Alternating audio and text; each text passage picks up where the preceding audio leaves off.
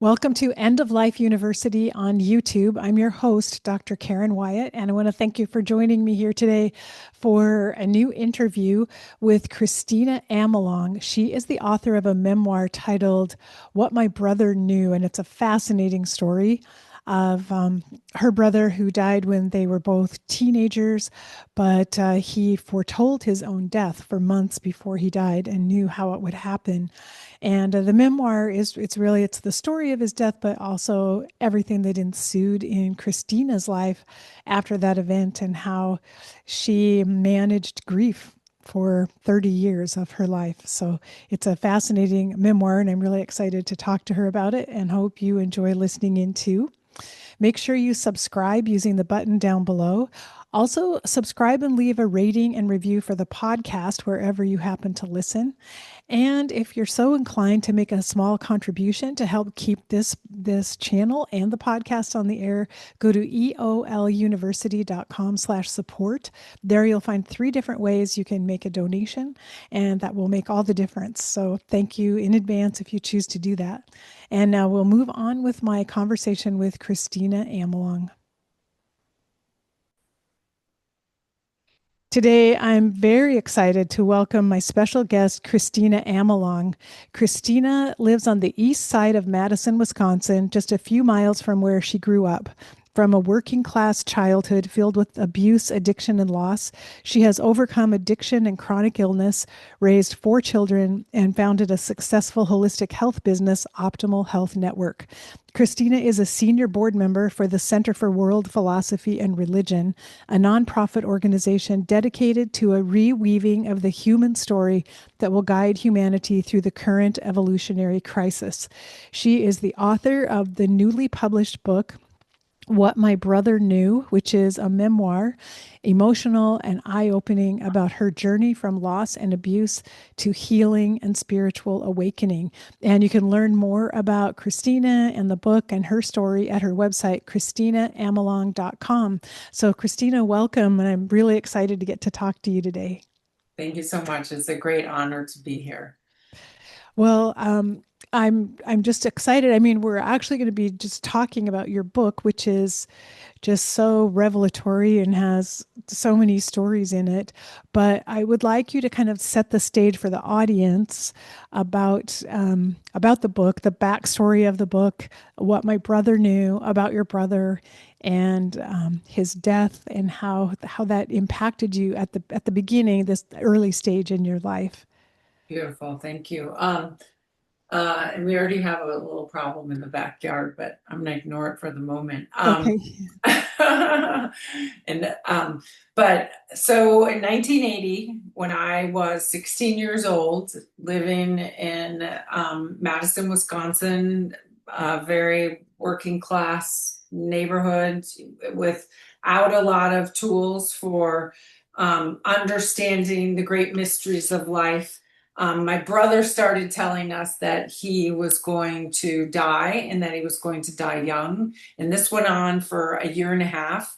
And he was very persistent about it and took many actions to communicate that he knew exactly that this was going to happen. He didn't know exactly when, but that he would be young. He would always say would have something to do with the green car, but he Mm. didn't know what, and that he would be up above his body watching paramedics try to bring him back to life, but they wouldn't be able to. And that we were, he just wanted us to know and that it was fine, and, that it wasn't hard for him. And that also he wanted the song Stairway to Heaven played at his funeral, and that he wanted to be buried at this particular cemetery in Richland Center, Wisconsin, like this little teeny old cemetery on a hill in the woods. And so, yeah.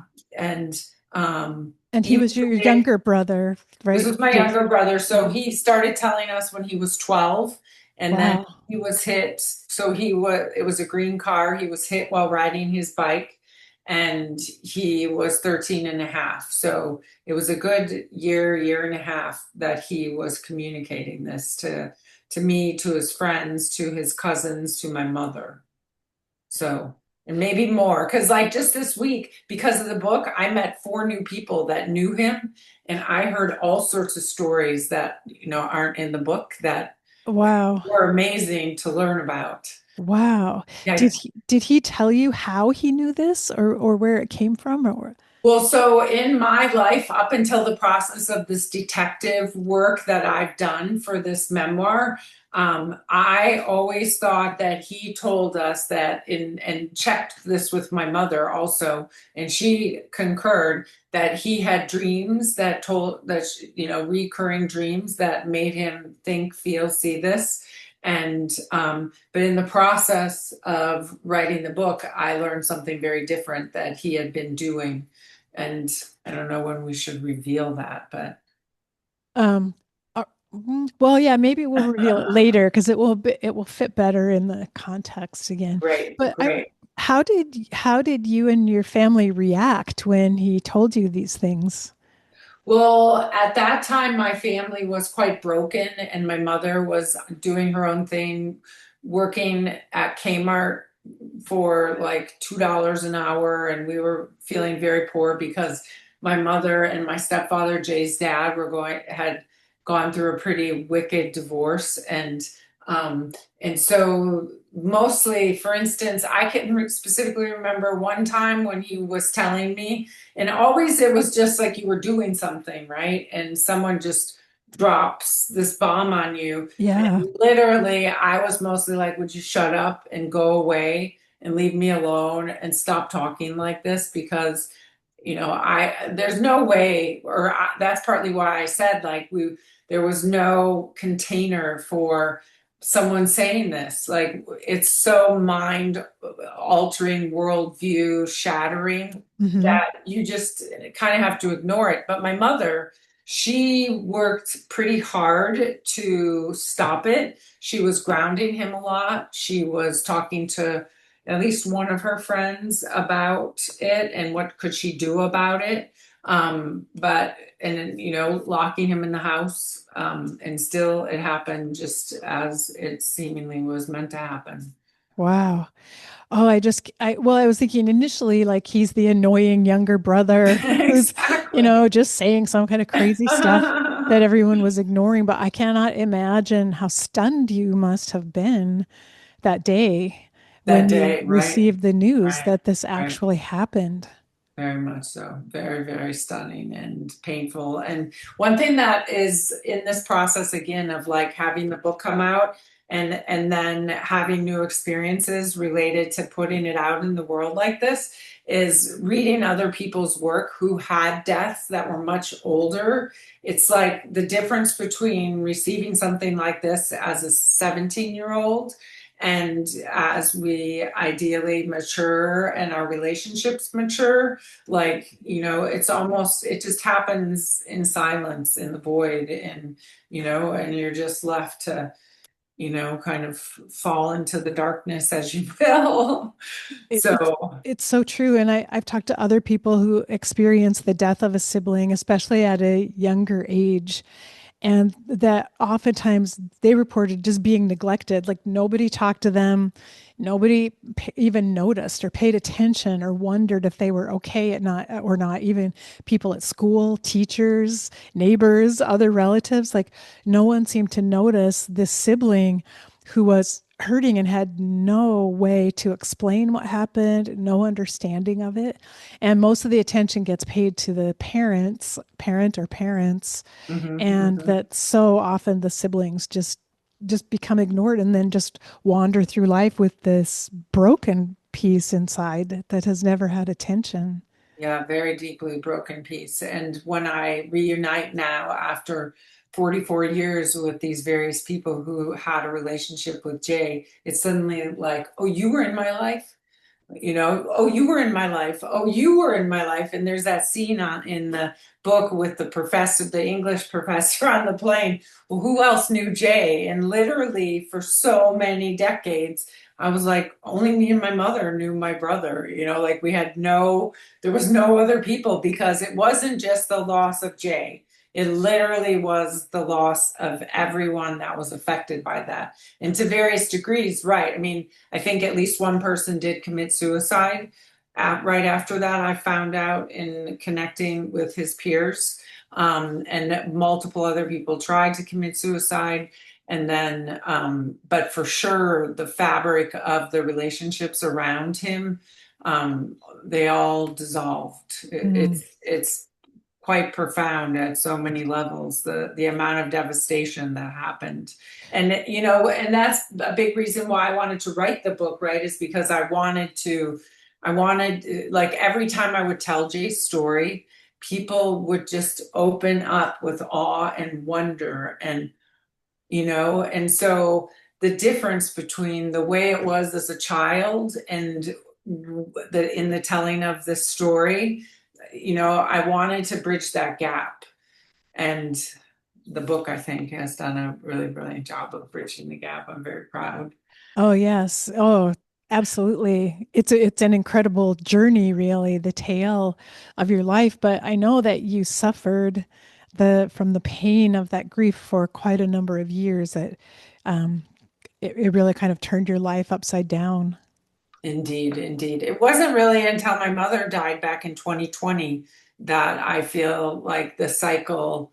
So that was like he died in 81, so 39 years later, when I felt like the deepest healing happened in me. This peace with death, and this wanting to turn and face death directly, and that not being weird or wrong or but there's such beauty in holding death close and being present and aware and communicative and all the things that I know your work has really worked to communicate to people. And I think one thing is when you were so young yourself at 17, was it when he died, that um, how how could you even begin to process what happened? I mean, for teenagers, our brains aren't fully even developed yet to even begin to fathom this, to fathom death and the grief that comes after it, and probably guilt, because Oh I think yeah. most of us feel somehow guilty. Probably all of his friends experience that too. Yes, Some feeling of yes. why was it him and not me? And what did Yes. I do or say? Was I there for him? You know, Absolutely, absolutely. That was definitely one of the qualities that I found different of his friends at different stages of having accepted or not accepted, even to this day. That guilt, and like the driver of the car also, I think oh, he's a yeah. beautiful and really tragic example of somebody who um, couldn't process killing someone, even though he never saw the car hit Jay ever, because he was blacked out. Um, uh, so yes, I completely agree with you, and I certainly had it in myself for a bunch of decades that I was at fault too, because I was the one, that introduced him, or at least this was my worldview, because the way that we were all coping, including the grown-ups in that in that area of Madison, was alcohol and drugs. And so drugs were always right there. So the idea was that he had been smoking pot, and that's why he didn't see, the car or whatever. So, but that none of it's a much bigger story than that, than any one individual's guilt. Yes, yes. And yeah, from our own individual perspectives, I think we all carry that. We all look through that narrow lens Yeah, of it must have been something I did. It was something I did or I said. And I personally know that too. You can carry that your whole life. yeah. And for me, in my experience, this was with my father's death, but it got buried for a long time. A long time, I wasn't in touch with the guilt that was there, that I was holding inside. And I don't know for you if you thought about it and felt it all of those years, or if it sort of came up again out of nowhere. Well, I think because it happened when I was so young, and I'm so sorry about your father. That's one thing that I learned about with you, and it's a big deal. Yeah, yeah. My heart goes out to you. Um, and but I mean, I was drinking and drugging, and I've always been a good crier. So I was trying to process the stuff emotionally, but had a lot of influence to say, that happened a month ago. Would you stop crying now? Mm. That kind of thing. So, but then because my alcoholism and drug use was so intense and deadly in a lot of ways, when I put myself into treatment, it happened in 1981, and I put myself into treatment, I think, in 1987, or 88. So it wasn't that many years later, and I was still a young adult. And that whole process of being invited into the therapeutic world and the tables of the 12-step programs. And then from there, I learned a lot of peer counseling techniques. And so, but I've probably spent, thousands of hours literally sobbing about this and my responsibility. And I used to have a thought in my head that said, "You're the worst person that lives on the planet Earth." Oh, So, uh, a lot of terrible stuff. And yes, I have to say though, that stuff doesn't live in me like it used to. Thank myself for being willing to grow up and do the work and show up and clean up. And that a human being can go through a lot of transformation. it's so true. And your story is such a testament to that. I mean, for anyone who feels like they're in the deepest, darkest place, which is where you were at one point, to see this story of hope, and you can put some of these pieces together, and you can rise above that. And I know it seems like, well, if I have this correctly, that you felt like there were signs off and on along the way from Jay, that he was in some ways looking after you, and maybe helping you at certain times. Yeah, it's interesting because so many synchronicities, and um but I don't necessarily feel them. They're not just Jay, like I don't feel like Jay doing things, but the lineup of the cosmos with things related to like Jay's birthday or Jay's death day, or being basically given this idea to start up a fabulous and very successful alternative health business that started with on the basis of enemas, because I'm giving colon therapy to a guy that has the same name as my brother, and a month before I meet a woman who has the same exact birthday as my brother, and she wants to be the webmaster, and I'm the one with the clinical skills, and then this JP Bauman guy, he's the one with the vision. And then because they have these synchronicities, which always I listen to, so Mhm. anything that's close in a synchronicity, I just, it doesn't matter. I always listen to it. And it largely serves me so beautifully. And so yeah, the mystery continues. And then sometimes there's just months and months, even years, where there's no synchronicity at all. And it totally waves. Yeah, I loved that story so much. When you found out that JP's name was actually J. Philip, the same as your brother, it was just fun. I mean, it still gives me goosebumps to talk about it, and how amazing it is that sometimes these little nuggets of guidance come to us, and you could not have searched for it or made that happen or created that in any way. It just came to you, just just happened spontaneously in your life. And it's really such a moment of beauty, I think, that helps you hold on. And even if you don't know where it's headed, you don't know how it's going to turn out or what's going to happen, but you just can't help but say yes to it and go with it. Absolutely. Agreed. Yes. Yeah, it's interesting. It just seems like a lot of your journey has been like that. You have listened to guidance, and it's taken you to different places, and you've met different people who've been instrumental in this whole process for you. Yes, it is very, very true. I have a very blessed life, and a lot of it does come out of this listening to this deep resonance between Jay and these various timings of events. And um, I'm very, very blessed, even as, I had this tragic thing happen to me and lost my brother, and this great mystery of how could someone know their future, and how could someone be okay with dying? What do you mean seeing your body, when you're up above? What does all that mean? So, and the book uh, works with all of that, but really there's, Karen, what does all that mean? Yeah, exactly. And then I'm curious to know, through this whole process of your grief, was there any comfort in knowing that he knew before he died, for you and for other people when they learned that he had this precognition or knowing that this would happen?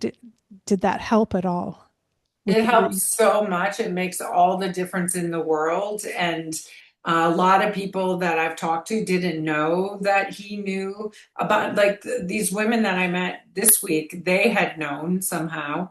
I haven't quite come to understand yet, but most people did not know. And when I tell them, again, various levels of being able to receive it even now. And for me, um, it's one of the reasons that the whole thing is such a journey, because without that, it's just a horrible, horrible tragedy. And there's no sense around it, right? But with that, it becomes a pointing out instruction, as my spiritual teacher Mark Goffney talks about, to this huge mystery of what is this universe, what is death, what is life, what is consciousness, how do we plug into the deepest truths of our nature, and on and on. So Yeah, and the power of the fact that Jay, having seen his death, it sounds like enough times at least, that means that he talked about it, that it was clear to him that it wasn't a bad thing, that it wasn't, he didn't seem to be afraid of it, which is really powerful, because that's our most common emotion when we think about death, is fear. And to see that this yes. young boy could experience this vision of his own death and have no fear, I just find there's so much reassurance in that. Yeah, so much reassurance in that. He had no fear whatsoever about it. And even to the extent, that story in the book about him going out the night before, while being grounded, and my mother needed a sprinkler. And he, said, I want to do that errand for you. And she reluctantly let him and his friend, and he went to the store and bought her the sprinkler. But he also, and this was on May 27th, and on May 28th he was killed, and on May 27th he buys my mother her birthday present, and her birthday wasn't until July 3rd. Mm. And so, but it wasn't like it's going to happen, tomorrow. It was, it's not going to be much longer. And so I want to make sure that you get your birthday present. Um, right. And Wow. also the synchronicity of him buying that album by Fair Warning by Van Halen, that has that song in there about striking that poor boy down. Yes. It's so profound. Yes. Wow. It's just so powerful. And it touches me so much that he took a risk and told you, the people he loves, about this vision, because he wanted to prepare you and he wanted to try to make it easier for you. But it was risky for him as just a boy to tell this whole story and know that no one might believe me or might even understand what I'm talking about. Right, right. Yeah. I mean, I've been piecing together like what kind of world Jay lived in, and, who he was. And maybe this is that moment to say, that from the research I did in the book, for the book, the detective work, where I went out and figured out who to talk to, and got a bunch of stories, including from the driver, including from the two boys who were with him that day, including from his girlfriend that was dating him at that time. Um, is that, except then I lost my train of thought. Oh, you were going to tell me what you learned about Jay and who he was from Right, talking to right, these right. people. Thank you. Well, so they had just combined two schools. I went to one middle school and he was in eighth grade. And I found out this week that they had just combined two schools and the principal was a really horrible principal. And so basically all the kids were getting beat up all the time and there was like these gang wars going on. Oh my And so gosh. he was living in the wild, wild west of middle school at that time in Madison. Like this one woman I talked to, she said, I got beat up every day. And I think that it was more with the girls than the boys, but there was just a ton of kids running around without a lot of adult supervision. And so I found out through the process of interviewing that Jay had been doing LSD Mm, and that multiple people had said yes, that was very common in Madison in the neighborhoods, especially if younger siblings had older siblings. And I've met probably five people now that say, yep, we were doing that. And then other people who said, yep, we were doing that in Madison who didn't know Jay, but that he had seen his vision. And I don't know that it was more than once that he had seen his vision doing LSD. And so that seems to be the more likely scenario of how he came to know and how he was given such a huge transmission for himself that hmm. he got to somehow really experience what he would be expected to feel and see and have after this life. And so he was not afraid. But I also did a bunch of research in the dream literature, and I couldn't find a single case of a young, healthy, seemingly well adapted human being, young, found a dream that was anywhere similar to that. It doesn't seem that that's like older people who are dying or children who are really Mm. sick that happens in dreams, but this not. Except now, with Kay Dickens and the telepathy tapes, she's certainly putting out some of these stories of young people having a very intense capacity for precognition or knowing something in the future or having some deep connection between other human beings where they can receive deep knowledge. Well, it had to have been so powerful for him that he remembered it and that he felt so compelled to talk about it. Because you could also think someone that young might just be confused by it and think, oh, well, I don't know what that was, and just ignore it and not feel a need to talk about it. But it must have been just something so powerful for him.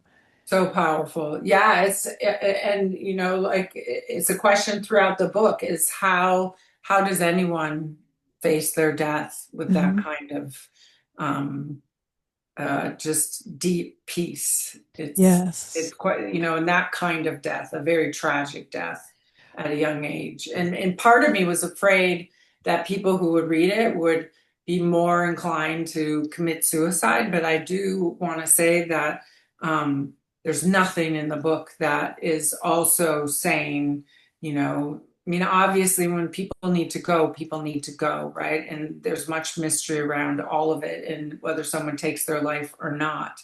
But the gift of being alive is also such a precious thing, right? And I'm Yeah. not sure how you feel about that, given that you've thought so much and felt so much around suicide.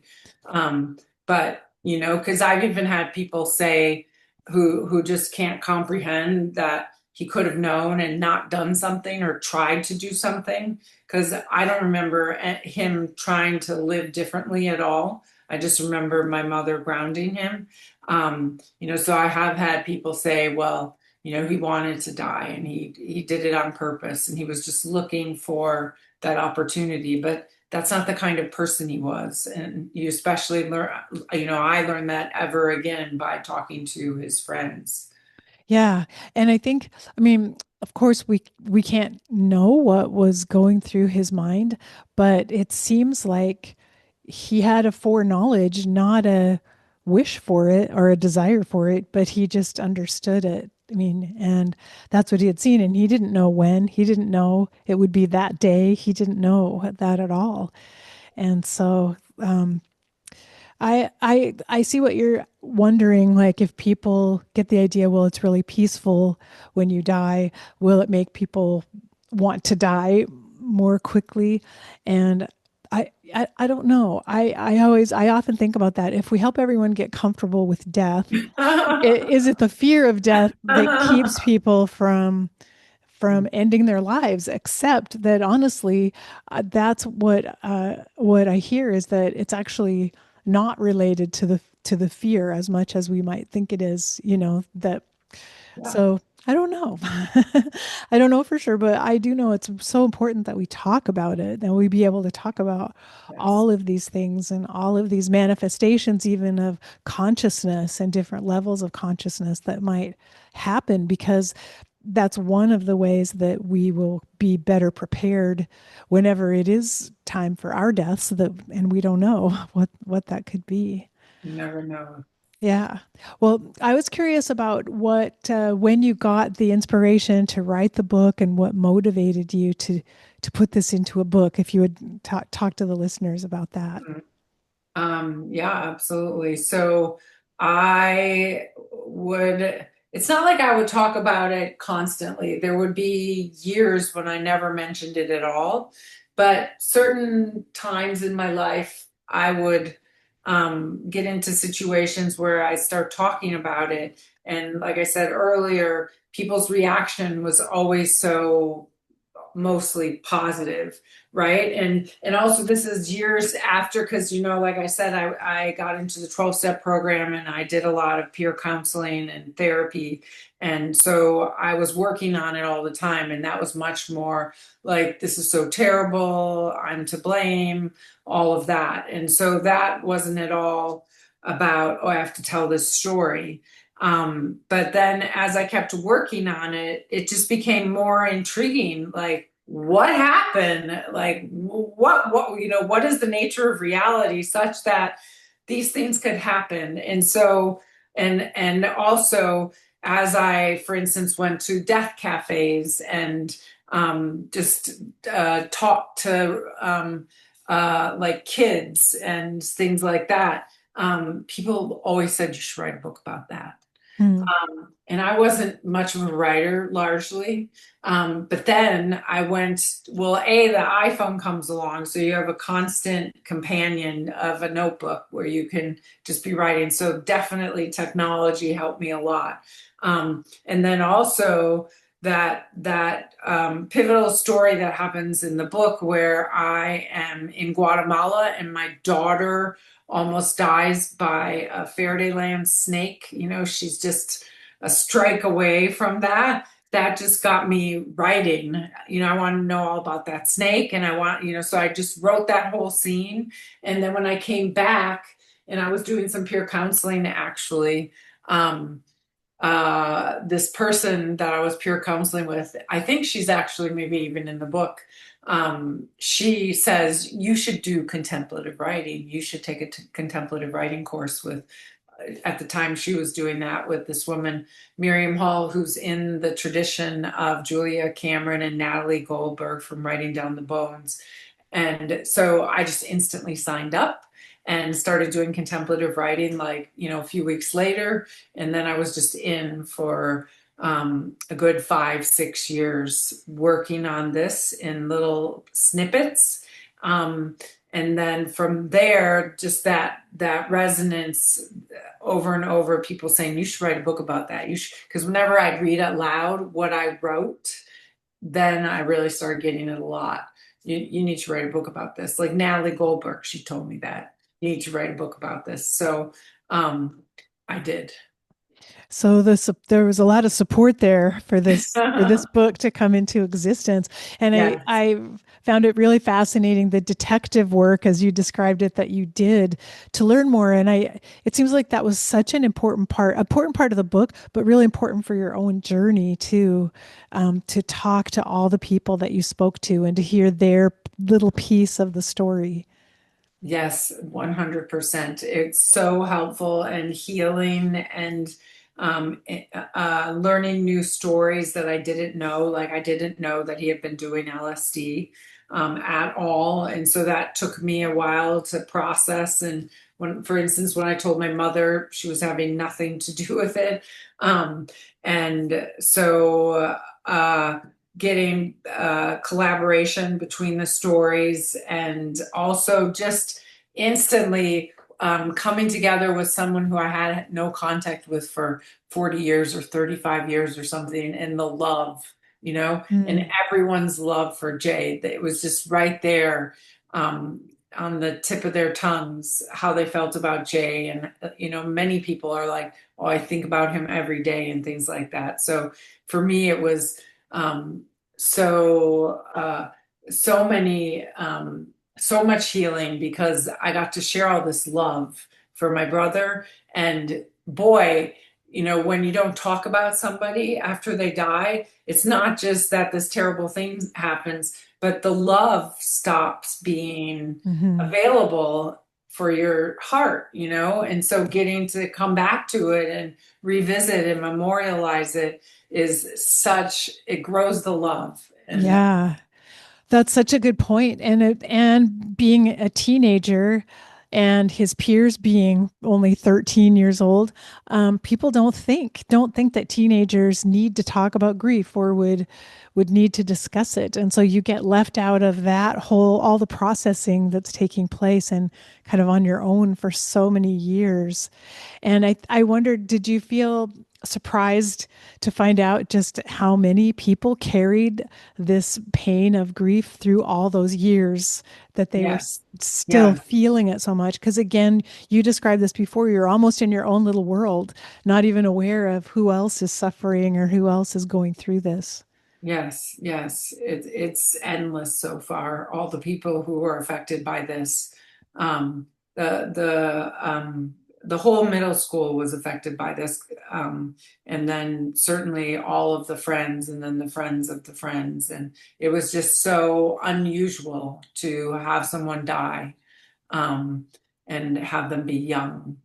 That's something that people had said to me, like, young people don't die.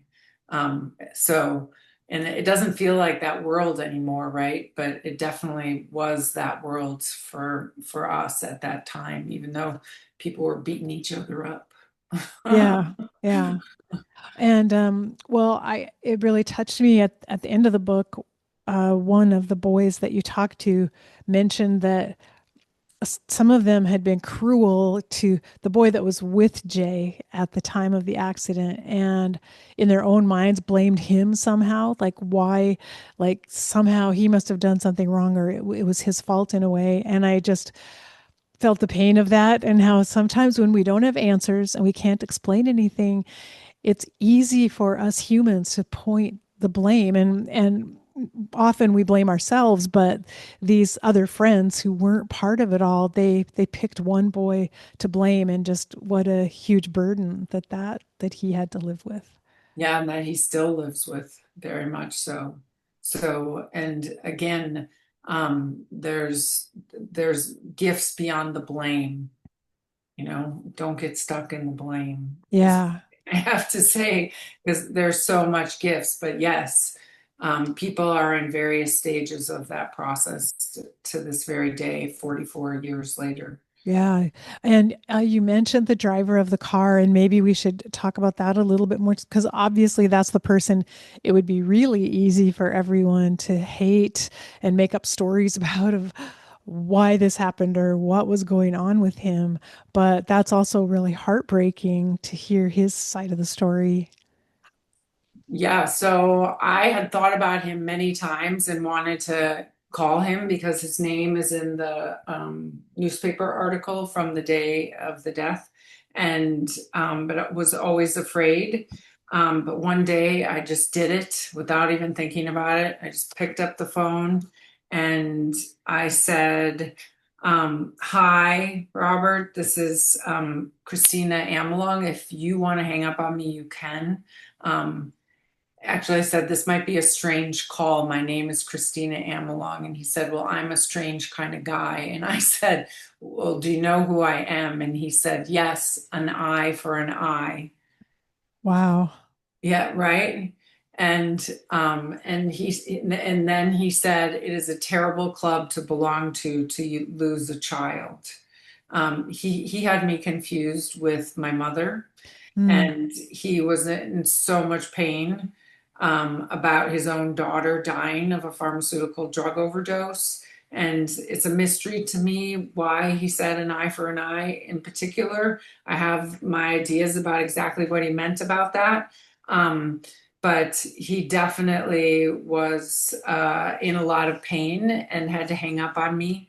But talked to me for a good 5 minutes, and was very worried about the blame thing, right? That I was, wanting to lay something on him. And I was really just trying to tell him, well, A, I wanted information, right? But also, that my brother needed a green car, to try to infuse him with some of this mystery and some of the more grander um, possibilities of what happened, and his role in that happening. But he wasn't hearing me, and he was really showing me just how much pain he was in and Yeah. how much blame he felt for that situation and how much he hated being a parent who had lost a child.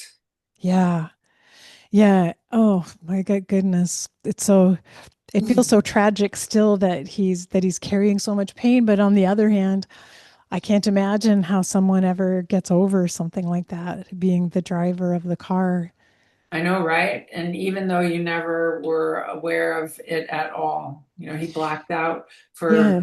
well, he started having he blacked out for like a minute or two or three. And as he's driving down the highway, he starts feeling lightheaded and he decides instead of taking a right, um, which is truly, it's up a pretty steep hill. So I kind of understand why he wouldn't do that, but also he could drive home this other way on the more back roads. He decides to go left, which is across a highway, and then down Goodland Road where the boys were headed. And so as he's pulling over into the medium strip, and I don't know exactly how his car did a perfect turn and perfectly passed one of the boys, and then ended up grabbing the rear tire of Jay's BMX bike and pushing it against the curb and coming up over the bike, and then pulling the bike for a good block with Jay under the car, and Mm. then dropping Jay, and then driving a little bit farther the car, and then hitting a tree. And then it Wow. was Kurt who told me that he pulled up to the car, and the driver is kind of coming out of a daze, has no idea what has just happened, in the last 60 seconds, or I don't know how long Wow. it took. It didn't take long, right? Wow. And yeah, so yeah. And so that was really a mystery too, in a way, because he didn't have any health problems or wasn't using drugs or alcohol or anything. The mystery that he became unconscious in the car um, when this horrible event happened. Yeah, I'm inclined to think that he, and this is speculation, but it comes with A, him saying an eye for an eye. My daughter died of a pharmaceutical drug overdose, but also in the police report, there was a bunch of stuff redacted, and Oh, and and then Kurt saying he was really kind of looking quite drugged.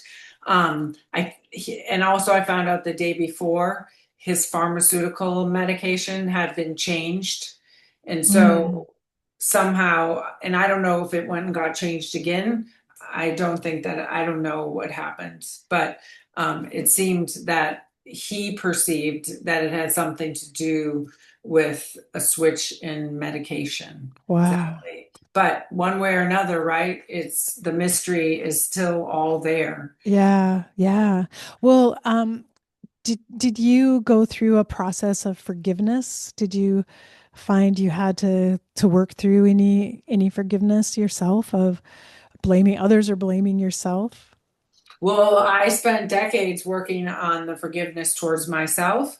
And then through that process of learning how to forgive myself and also focusing much more on, what did Jay know, what my brother knew, and the mystery of consciousness and the mystery of death and the mystery of the near-death experience and all of that. Um, then all those people are just part of this sacred story that I'm holding and carrying the torch of. And so the forgiveness just comes naturally Mhm. with that, right? It's so true. Once you reach that place of higher awareness, when you can see from a different level, in Hmm. a sense, that higher awareness, Hmm. the forgiveness, it's like it doesn't take a lot of effort or work because you already understand a little bit better how all these things occur and how they fit in, like you said, with the sacred story that's unfolding. Yeah, very much so. Wow. And it's interesting back to like dying and all of that. I don't know how many near-death experiences you've listened to, but it's one of my hobbies to ask, Hmm. to find out who's had a near-death experience and say, tell me all the details. I love hearing people's near-death experiences. And all but one, like a couple months ago when the book just came out, I run into this guy on my dog walks and I started talking to him, and he had had a near-death experience that was quite beautiful and remarkable, right? And he told me about a guy that he overheard at the rehabilitation center that had a hellish near-death experience. And it Mm. was the first one that I had heard had that kind of experience. So I'm curious. I don't know if we want to get into it now, but yeah, I heard Yeah, one recently, a really bad one. I do hear there's like a small percentage that are negative, which who knows, like we're all such different people. Like maybe some of us need different motivations or different messages to get us to wake up. Some more suffering in hell in our next Yeah, lifetime. that sounds terrible. Maybe informed by something they learned or were taught. I'm sorry. Oh, It that's just hit okay. the tipping No. point. Okay, great. So I really wanted to ask you, first of all, you mentioned this already, the fact that you needed to face the grief, face the pain of the grief head on, which is something that I learned too. As so much of our society actually teaches us to try to run away from grief or escape it or numb it and not look at it, but it's actually when you just walk right into it that you can begin to heal and to learn how to live with it and how to carry it. Absolutely. There's deep power in turning towards the grief, that as James Finley talks about that intersection between trauma and spirituality. It's very grief forges us beautifully into, ever higher states of consciousness, I think. And, sometimes you need psychedelics and sometimes you need grief, right? Yes. And I like to say. And so this turning towards it, and in this case especially, there's just so much there. There's so many mysteries, whether it's, the continuity of consciousness or precognition or synchronicities or, listening to the universe. It's just like without turning towards the grief and working through it because it's kind of, I mean, it's pain and that's pure and raw, but there's so many worldviews that go along with the ideas around what happened and who's to blame and what's the horrible thing, right? But um, it seems there's always something deeper and deeper within probably every person's journey. It's just so true. I like that you said that deeper and deeper because that's how it has appeared to me. It's layer after layer. And every time I think, wow, that must be like the deepest layer I could go to of looking at this, there's always another layer. There's always something more. Right. Always more. Yeah. And it is such a powerful path. And I've been thinking about this a lot for our whole society, really, that we've harmed ourselves in a way by making grief so taboo that we can't talk about it, we don't want to deal with it, we don't want to face it. And honestly, the thing that would change everything in our society would be to face the pain of our grief, even together, communally, as a society, to look at that and be able to walk into grief. That's the thing that would actually help people grow and evolve. Beautiful. Yeah, I 100% agree. And I think of like, Virginia Woolf, wasn't it her that wrote a lot about death and how even not that long ago, you would always keep your dead and in your own home, and you would have visiting periods. And as I write about in the book, with being with my mother through her dying process and then keeping her body for 24 hours, that intimacy, that healing, that awe and wonder, that felt experience of someone going from being alive to turning ever more to stone. Um, there's so much subtle gift in that and knowingness that comes through that process. So I think both of us would advocate for people keeping their dead and bathing them and having people experience that ideally, and it's interesting, like if we think about Jay, obviously some people shouldn't be kept because some people, when they die, their bodies are very mangled, and that's a different story, but whenever possible, to always spend time, as the person is dying into their death. And even if it's someone that you've maybe had a challenging relationship with, it's amazing what you can resolve in those last days of life when you're It caring is for someone, amazing. It is and how amazing. healing it is. Yes. And then how much it helps with grief afterwards if you have Yes. provided that care.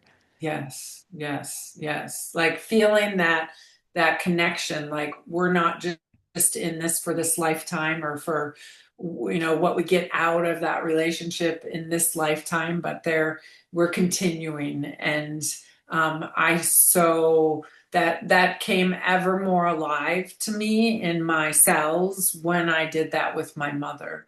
Before that, maybe I had that idea in my mind. But when I went through it and I lived with it, I could feel myself, like not like there is a dying with the person, part of your being literally like goes with them, right? But it's like I was able to open up into the going with her for this future that, except time has no meaning, right? But you know what I'm talking about? Because I know you Yes, a lot of yes. dying people. It's hard to put into words, but there are real experiences that happen in those little micro moments. Exactly. That's the thing that I always tell people, it's so valuable to be there if you can be there and witness, like as you said, the micro moments, the little things that take place that you could never even imagine. I mean, you can't even imagine little things that will happen, and a touch, a look, a word that's spoken, and it can change everything in such a short time. Yes, absolutely. It's beautiful. Yeah. Yeah. Well, your book, well, the backstory, I mean, the overall arc of it is the story of your brother's death, but there's so much more: your own spiritual journey, your relationship with your mother, plenty of other relationships, and the path that you followed. And it's a beautiful book of grief and the challenge of grief, and how grief is a portal for us for growth in ways, as we said before, that you can't imagine. You don't even know where it will take you, but that it will change you. It will change your whole life when you face the grief. Yeah, and I'm really continually surprised at the way when one reads the book, they have one of those journeys and everyone experiences it uniquely. And I feel so blessed to have created a piece of art and this gift. That's where I definitely feel my brother so acutely, to be able to share what I've received with other people by not just having them, read about it in whatever way, but helping them have a lived experience of that kind of journey themselves. Well, it is a beautiful book. I have it here. What My Brother Knew, a memoir, Kristina Amelong, and I highly recommend it. It's Here. yay. It's really beautiful to read, and maybe to not speed read, but maybe to just savor it a little bit and take your time with it and really sink into all of this amazing transformation and all the mystery that appears throughout this beautiful journey of yours. So thank you, Christina. Thank you so much for just sharing so openly and being so vulnerable to write the book and to come and talk about it. I really appreciate that. You're very welcome, and thank you for spending this hour with me. I really appreciate that Oh, generosity, and oh, for spending time with the book and reading it. That it really means the world to me. yeah, you're welcome. It's my pleasure. I'm so glad that we got to know each other because I feel like now we can stay connected, and Oh, I'd love hearing where your journey goes next. wonderful. I would love to stay in touch. Thank you. Oh, you're very welcome.